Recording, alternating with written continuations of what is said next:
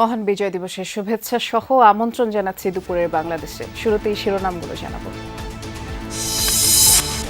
জাতীয় স্মৃতিসৌধে বীর শহীদদের প্রতি শ্রদ্ধা জানাচ্ছে সর্বস্তরের মানুষ।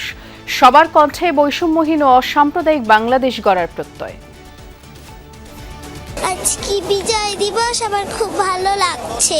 দেশের জন্য উৎসর্গ করা বা দেশের হয়ে কোন একটা কাজ করা, এটাই আমি চাচ্ছি। আমরা যে স্পৃহা ধারণ করি এটা সারা জীবন আমাদেরকে টিকিয়ে রাখতে হবে।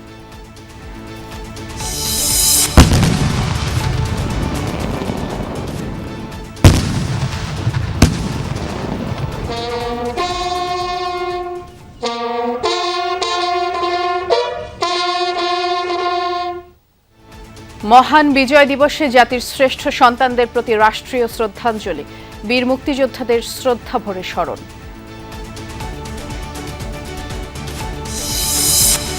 বিভিন্ন রাজনৈতিক দলের পক্ষে শহীদ বেদিতে শ্রদ্ধা। মুক্তিযুদ্ধের চেতনাকে ধ্বংস করেছে আওয়ামী লীগ, অভিযোগ নেতাদের। নির্বাচনের আগে 50 প্রার্থীকে হত্যার শঙ্কা। যে আশা আকাঙ্ক্ষা উদ্দীপনা নিয়ে দেশ গড়ার, আওয়ামী লীগ এসে আমাদের সেই সমস্ত সকল আশা আকাঙ্ক্ষা চূর্ণ বিচূর্ণ করে দিয়েছে। বাংলাদেশের প্রত্যেকটা গণতান্ত্রিক শক্তি যে আপনারা একতাবদ্ধ থাকেন।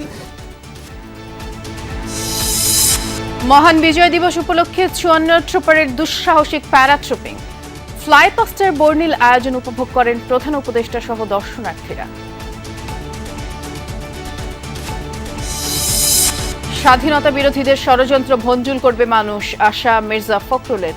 জিয়ার সমাধিতে শ্রদ্ধা জানিয়ে বললেন, তারেক রহমান ফিরলে গণতন্ত্রের লড়াই বেগবান হবে।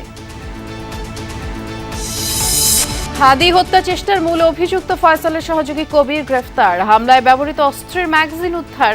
আশুলিয়া হয়ে প্রাইভেট কারে ময়মনসিংহ যায় 2 সন্দেহভাজন।